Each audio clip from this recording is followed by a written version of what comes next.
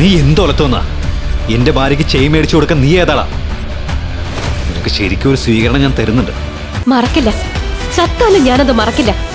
ഇങ്ങനെ ഒരു അലവലാതി പിടിച്ചെന്നെ കെട്ടിച്ച് എന്റെ അച്ഛൻ എന്റെ ജീവിതം തോലച്ചു. രവീന്ദ്രൻ സാറ് പറഞ്ഞുകൊണ്ട് മാത്രമാണ് ഞാൻ ഈ കല്യാണത്തിന് സമ്മതിച്ചത്. പല്ലവിക്ക് എന്നെ ഇഷ്ടമില്ല എന്ന് അറിഞ്ഞിരുന്നെങ്കിൽ ഞാൻ സമ്മതിക്കില്ലായിരുന്നു.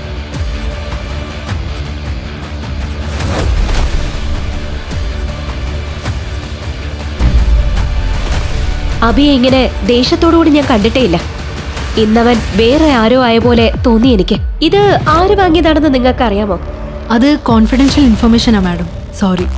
ബോർഡിംഗ് ടൈം ആയി. Shall we move Mrs Abhimanyu Pillai? Abhimanyu Pillai? എടാ ഒന്നിനും കൊള്ളാത്തവനെ, ഒരു ചെരുപ്പ് തുന്നാൻ പോലും അറിയാത്ത നിനക്ക് ഈ ചെരുപ്പിന്റെ വില എന്താണെന്നറിയൂ? ഛേ, അല്ല, 1.5 ലക്ഷത്തിന്റെ ലൂയി വിറ്റോൺ എടുത്ത് നിന്റെ കയ്യിൽ തന്ന എന്നെ ഇതേ ചെരുപ്പ് കൊണ്ട് തന്നെ അടിക്കണം. ഷോറൂമിൽ കൊണ്ടുപോയി നേരെയാക്കാൻ പറഞ്ഞ ഏതോ തെരുവിലെ കടയിൽ ചെന്ന് നേരെയാക്കി കൊണ്ടുവന്നിരിക്കുന്നു. എടാ വിവരമില്ലാത്തവനെ, ഇതൊക്കെ ഞാൻ എങ്ങനെയാ നാളത്തെ ഫംഗ്ഷൻ ഇടുന്നത്? ഛേ! അങ്ങനെ പറഞ്ഞുകൊണ്ട് തന്റെ കയ്യിലിരുന്ന ചെരുപ്പെടുത്ത് മരുമകൻ അഭിമന്യുവിന്റെ ദേഹത്തേക്ക് വലിച്ചെറിഞ്ഞ് ദേഷ്യം പ്രകടിപ്പിച്ചു മാലിനി എന്ന അവന്റെ അമ്മായിയമ്മ. ഒരു അബദ്ധം പറ്റിയതാ, ക്ഷമിക്കണം. ഞാൻ ഇപ്പൊ തന്നെ കൊണ്ടുപോയിട്ട് ഇത് നേരെയാക്കിട്ട് വരാം. ഇപ്പൊ അങ്ങ് ഒലത്തും. പോടാ, പോയി എല്ലാവർക്കും ജ്യൂസ് എടുത്തോണ്ട് വാ. അഭിമന്യുവിനെതിരെ നടന്ന ഈ അനീതിയെ ദൂരെ നിന്ന് കാണുകയായിരുന്നു അവിടുത്തെ വേലക്കാരി കനക. മോൻ അവരുടെ കോലം കണ്ടില്ലേ? ചെറിയ പിള്ളേരെ പോലെ മിനുക്കി തേച്ച് നടക്കുന്നു. നമ്മളെപ്പോലെ അധ്വാനിച്ച് സമ്പാദിച്ചവരല്ലാത്തതുകൊണ്ട് ആളുകളെ ബഹുമാനിക്കാൻ അറിയില്ല. ഭർത്താവിൻ്റെ കാശിൽ അഹങ്കരിച്ച് നടന്ന അതൊക്കെ എങ്ങനെ മനസ്സിലാവാന്? മോൻ ഈ വീട്ടിലെ മരുമകന്, എന്നിട്ട് അവരുടെ പെരുമാറ്റം കണ്ടില്ലേ? ഈ കഷ്ടപ്പാടൊക്കെ നീ എന്തിനാ സഹിക്കുന്ന മോനെ? ഇതൊക്കെ നിന്റെ അച്ഛനും അമ്മയും കണ്ടിരുന്നെങ്കിൽ അവർക്ക് സഹിക്കൂ. അതിന് അവരിവിടെ ഇല്ലല്ലോ. പോട്ടെ ചേച്ചി, രവീന്ദ്രൻ സാർ പറഞ്ഞുകൊണ്ട് മാത്രമാണ് ഞാൻ ഈ കല്യാണത്തിന് സമ്മതിച്ചത്. പല്ലവിക്ക് എന്നെ ഇഷ്ടമില്ല എന്ന് അറിഞ്ഞിരുന്നെങ്കിൽ ഞാൻ സമ്മതിക്കില്ലായിരുന്നു എന്ന് ഇടറിയ ശബ്ദത്തിൽ നിസ്സംഗമായി അഭിമന്യു കനകത്തിനോട് പറഞ്ഞു. സാരമില്ല മോനെ, എല്ലാം നേരെയാവും. ആ ജോത്സ്യൻ പറഞ്ഞത് കേട്ടില്ലേ? നാളെ നിന്റെ ജീവിതം മാറാൻ പോവാന്ന്.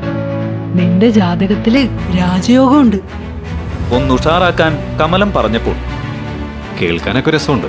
സത്യാ മോനെ, ഇത് നടന്നിരിക്കും. മോനെ, നാളെ നിന്റെ പിറന്നാളല്ലേ? പല്ലവി മോൾക്കത് അറിയോ? എന്ന നിഷ്കളങ്കമായ ആ ചോദ്യത്തിന് പിറന്നാളോ? ഞങ്ങളുടെ കല്യാണ നാൾ വരെ അവള് മറന്നിട്ടുണ്ട്. മറക്കില്ല, ചത്താലും ഞാനത് മറക്കില്ല. ഇങ്ങനെ ഒരു അലവലാതി പിടിച്ചെന്നെ കെട്ടിച്ച് എന്റെ അച്ഛൻ എന്റെ ജീവിതം തോലച്ചു. കണ്ണിൽ കോപത്തോടെ തന്റെ ഫ്രണ്ട്സിനോട് പറഞ്ഞുകൊണ്ടിരിക്കുകയായിരുന്നു പല്ലവി. ശരി, പോട്ടെ. അങ്ങേർക്ക് വിവരമില്ലെന്ന് വിചാരിക്കാം. ഇവൻ എന്തിന്റെ സൂക്കേടാ?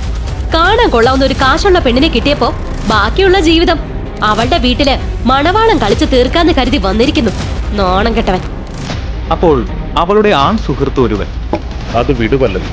6 മാസങ്ങൾക്ക് മുൻപ് പല്ലവിയിൽ നിന്ന് ഇത് പ്രതീക്ഷിക്കാത്ത അഭിമന്യു ഞെട്ടലിൽ ഒരു ശില പോലെ നിന്നു.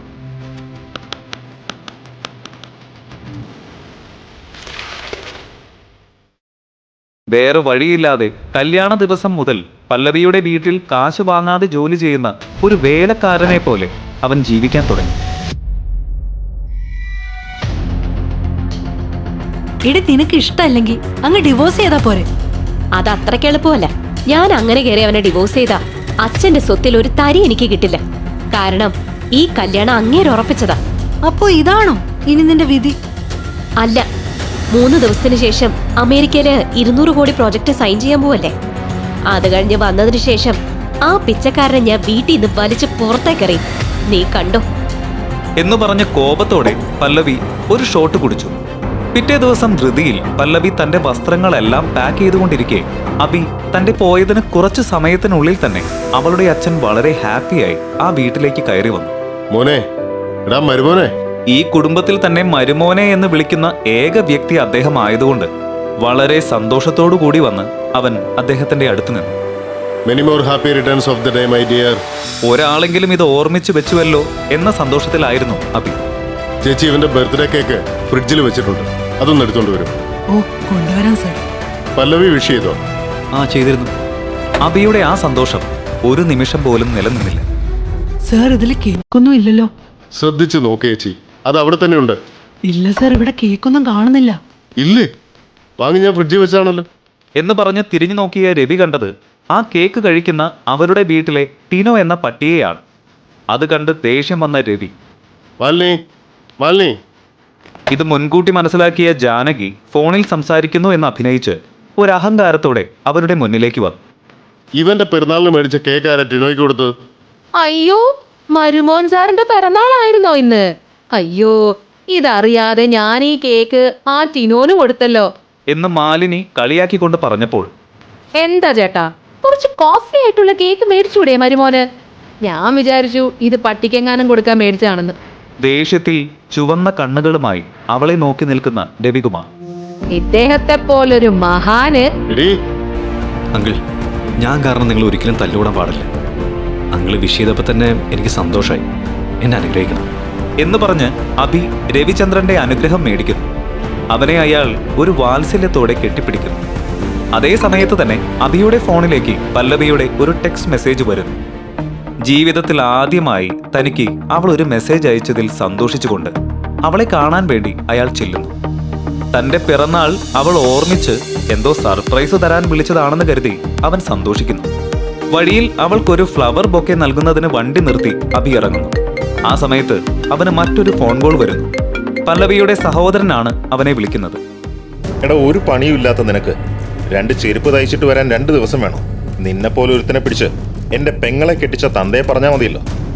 അത് കേട്ട് ദേഷ്യം വന്ന അഭി, നോക്ക്, സംസാരിക്കുമ്പോൾ സൂക്ഷിച്ച് സംസാരിക്കണം. എടാ, ഇന്ന് എൻ്റെ പിറന്നാളാണ്. അതുപോലും മനസ്സമാധാനമായിട്ട് ആഘോഷിക്കാൻ സമ്മതിക്കാതെ എന്തിനാ നീ നിന്റെ അമ്മയെ എന്നെ ഇങ്ങനെ പെടാപ്പാട് പെടുത്തുന്നത്? എടാ, ഒരു പ്രായം കഴിഞ്ഞ ബർത്ത്ഡേ നന്നായി സമ്പാദിച്ചവരും ലൈഫിൽ സെറ്റിലായവരും ഒക്കെ മാത്രമേ ആഘോഷിക്കാറുള്ളൂ. നിന്നെപ്പോലെ ഭാര്യയുടെ വീട്ടില് ഓസിന് ചോറും കറിയും അടിച്ചുകൊണ്ടിരിക്കുന്ന അവന്മാർക്ക് എന്തിനാ ഇത്തരം ആഘോഷങ്ങളൊക്കെ? മര്യാദയ്ക്ക് പോയി ചെരുപ്പ് തയ്ച്ചു വാ. 2 എക്സ്ട്രാ പീസ് ചോറിന്റെ കൂടെ തരാൻ ഞാൻ പറയാം. അതല്ല 4 കഷ്ണം വേണമെങ്കിൽ അതും തരാം. ഇത് മതിയാവില്ലേ ബർത്ത്ഡേ ഗിഫ്റ്റായിട്ട്? പോയി ആ ചെരുപ്പ് തയ്ച്ചിട്ട് വാടാ. കളിയാക്കി പല്ലവിയുടെ സഹോദരൻ ഫോൺ വെച്ചപ്പോൾ ഒരു നിമിഷം ദേഷ്യത്തിൽ തന്റെ അമ്മയുടെ ചെരുപ്പെടുത്ത് ദേഷ്യത്തോടെ റോട്ടിൽ വലിച്ചെറിയാൻ അഭി ശ്രമിക്കുന്നു. പക്ഷേ ചെയ്യുന്നില്ല. ചേട്ടാ, ഇതിവിടെ ഇരിക്കട്ടെ, ഞാൻ തിരിച്ചു വരുമ്പോൾ എടുത്തോളാം. ശരി. പല്ലവിയെ കാണാനുള്ള ഉത്സാഹത്തിൽ അഭി അവളുടെ ഓഫീസിലെത്തി. വണ്ടി പാർക്ക് ചെയ്ത് ഇറങ്ങി നടക്കാൻ പോകുന്നതിന് മുൻപ് തന്നെ ഒരു കാർ വന്ന് ആ ബൈക്കിലിടിച്ചു. ആ കാറിൽ നിന്നും പുറത്തു വന്ന അവളുടെ ഫ്രണ്ട് തന്റെ തെറ്റ് മറയ്ക്കുന്നതിന് വേണ്ടി അഭിയോട് ആവശ്യമില്ലാതെ ചൂടാവുന്നു. നിനക്കെന്താടാ കണ്ണ് കണ്ടൂടെ? നിന്റെ പാട്ട വണ്ടി കൊണ്ടുവന്നിരിക്കാൻ എൻ്റെ കാറേ കിട്ടിയുള്ളൂ. നീ കാരണം എൻ്റെ വണ്ടിയിൽ സ്ക്രാച്ച് വീണു. അലവലാതി. അതും പറഞ്ഞ് ദേവ ചൂടായപ്പോൾ അഭിക്ക് വല്ലാതെ ദേഷ്യം വന്നു. മര്യാദയ്ക്ക് സംസാരിക്കണം. ഇവിടെ മാറ്റി പാർക്ക് ചെയ്യാൻ പറഞ്ഞാൽ ഞാൻ മാറ്റിയാൻ. അതിന് കൊണ്ടുവന്നിരിക്കേണ്ട കാര്യമുണ്ടോ? ശരിക്കും ചൂടാവേണ്ടത് ഞാനാ എന്ന് പറഞ്ഞ് അഭിയെ ഒന്ന് കണ്ണോടിച്ച് അവൻ നോക്കി. ഒന്ന് ചൂടായി നോക്ക്. കാണാൻ ഒരു പിച്ചക്കാരനെ പോലെ ഇരിക്കുന്ന നിന്നെയൊക്കെ ആരടാ നിന്റെ ഉള്ളിലേക്ക് കയറ്റി വിട്ടത്? ഇനി ഒരു തവണ കൂടി ഞാൻ ഇവിടെ നിന്നെ കണ്ടുപോകരുത്. ഓടാ ഇവിടെ നിന്ന്.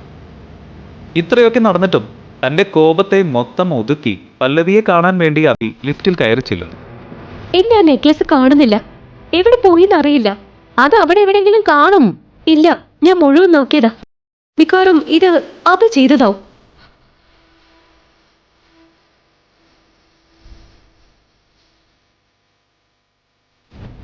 അഭി, മര്യാദയ്ക്ക് പറഞ്ഞു, ഈ ബോക്സിലുണ്ടായിരുന്ന ചെയിൻ എവിടെ? എനിക്കറിയില്ലെന്ന് മാത്രം മൊഴിയണ്ട. പല്ലവി പറഞ്ഞത് കേട്ട് അഭിയുടെ മുഖം മാറി. എനിക്കെങ്ങനെ അറിയാനാ? ഈ അഭിനയൊക്കെ അങ്ങ് വീട്ടി മതി. ചെയിൻ വേണമെന്ന് പറഞ്ഞപ്പോ 1 സെക്കൻഡ് നീ അത് എനിക്ക് എടുത്തു തന്നു. നിന്നെയും വിശ്വസിച്ച് അതൊന്ന് തുറന്നു നോക്കുപോലും ചെയ്യാതെ ഞാൻ ഇങ്ങോട്ട് കൊണ്ടുവന്നു. ഇപ്പൊ നോക്കുമ്പോ ചെയിനും ഇല്ല, ഒന്നുമില്ല. നീയാ എടുത്തെന്ന് എനിക്കറിയാം. അത് തിരിച്ചതാ.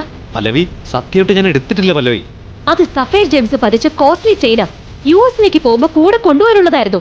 അത് മാത്രമല്ല, അതൊരു ലക്കി ചെയിനാ. മര്യാദയ്ക്ക് തിരിച്ചതാ.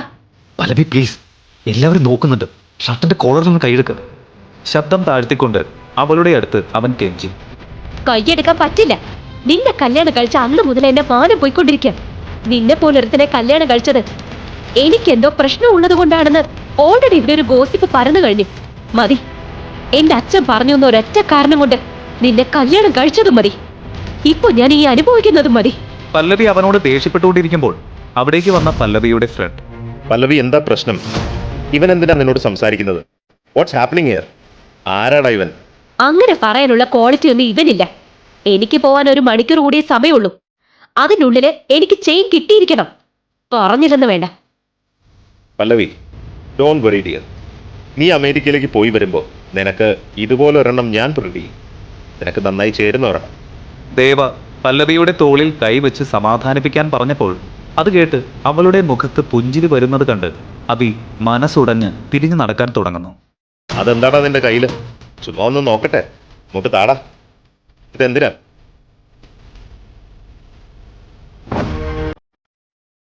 പിറന്നാൾ ആശംസകൾ സ്വീകരിക്കാൻ വന്നവൻ കള്ളൻ എന്ന പട്ടത്തോടെ തിരിഞ്ഞു നടന്നു. പാർക്കിങ്ങിൽ ഒരു ഭ്രാന്ത് പിടിച്ചവനെ പോലെ നിന്നിരുന്ന അവന് കനകത്തിന്റെ ഫോൺ വരും. ഹലോ. മോനെ, ആ ചെയിൻ ഇവിടെ എവിടെയില്ല. ഇനിയിപ്പോ നീ എന്ത് ചെയ്യും മോനെ? എന്ന് ചോദിച്ച കനകത്തോട് എനിക്കറിയില്ല ചേച്ചി. ഒരു പാപമായി അബി പറഞ്ഞു. എന്റെ താലി ചെയിൻ തന്നു കഴിഞ്ഞാൽ അത് വെച്ച് മറ്റേ ചെയിൻ പോലെ ഉണ്ടാക്കി കൊടുക്കാൻ പറ്റുമോ? കമലം സഹായിക്കാൻ വേണ്ടി ചോദിച്ചപ്പോൾ പെട്ടെന്ന് അവൻ തളർന്നിരുന്ന് കരഞ്ഞുപോയി. മോനെ, മോനെ, മോനെ. ചേച്ചി, അങ്ങനെ ചോദിക്കാനുള്ള മനസ്സുണ്ടല്ലോ, അത് മതി ചേച്ചി. ഇത് ഞാൻ നോക്കിക്കോളാം. ശരി മോനെ. പല്ലവി ദേഷ്യത്തിൽ അവളുടെ ചെയറിൽ ഇരിക്കുന്നു. അവളുടെ ചുറ്റും അവളുടെ ഫ്രണ്ട്സും നിൽക്കുന്നുണ്ടായിരുന്നു.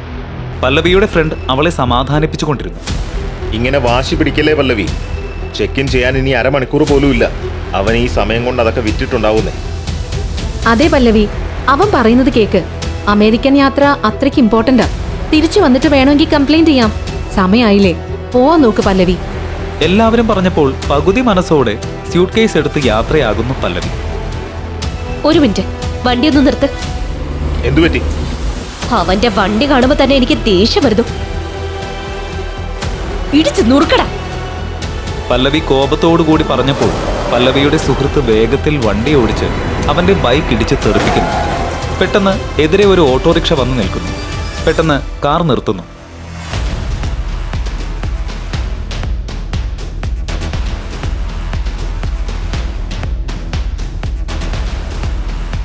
എന്താടാ നായെ കാണിക്കുന്നേ?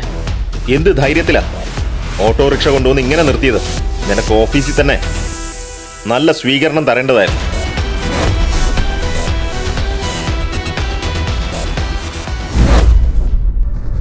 നീ എന്തൊലത്തോന്നാ? എന്റെ ഭാര്യയ്ക്ക് ചെയിൻ മേടിച്ചു കൊടുക്കാൻ നീ ഏതാളാ? നിനക്ക് ശരിക്കും ഒരു സ്വീകരണം ഞാൻ തരുന്നുണ്ട്.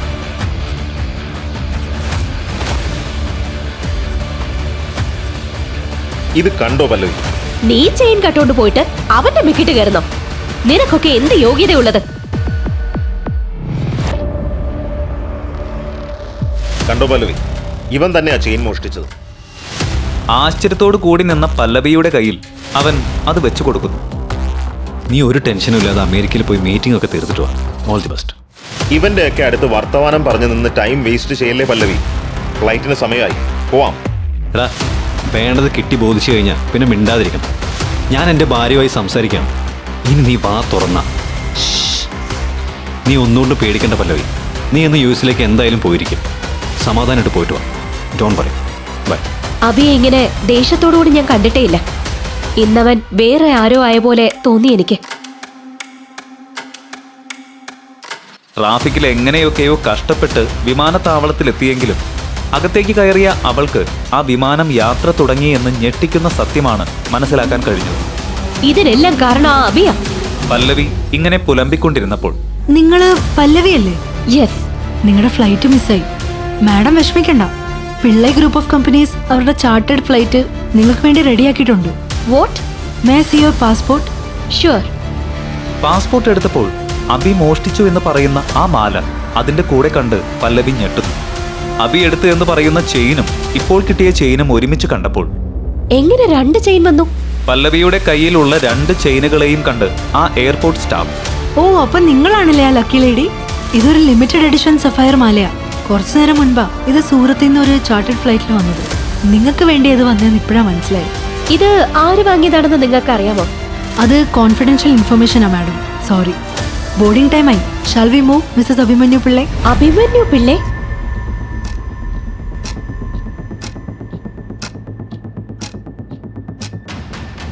Happy birthday sir. Welcome to the family. ഇത് അങ്ങേക്കുള്ള ഗിഫ്റ്റാണ്. Sir please. അത്ര വലിയ സന്തോഷമൊന്നുമില്ലാതെ അബി ആ കാറിൽ കയറിയിരുന്നു. എന്നിട്ട് തന്റെ പേഴ്സ് എടുത്ത് അതിലുള്ള അമ്മയുടെയും പല്ലവിയുടെയും ഫോട്ടോ അവൻ നോക്കുന്നു. പല്ലവി ഫ്ലൈറ്റ് കയറിയോ? ഇല്ല. എന്താ? പെട്ടെന്നൊന്ന് എൻട്രൻസ് ഗേറ്റ് വരെ വാ. എന്തിന്? അർജന്റാ, പെട്ടെന്ന് വാ. ശരി, വരാം.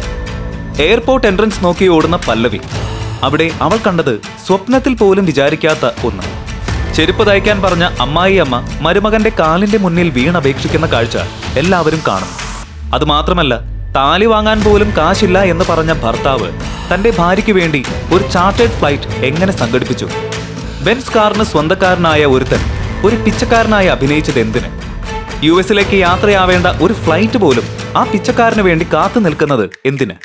ആരാണ് ഈ അഭിമന്യു പിള്ളൈ? ഈ കഥ തുടർന്ന് കേൾക്കുന്നതിനായി ഇപ്പോൾ തന്നെ പോക്കറ്റ് FM ആപ്പ് ഇൻസ്റ്റാൾ ചെയ്യൂ. Link in description.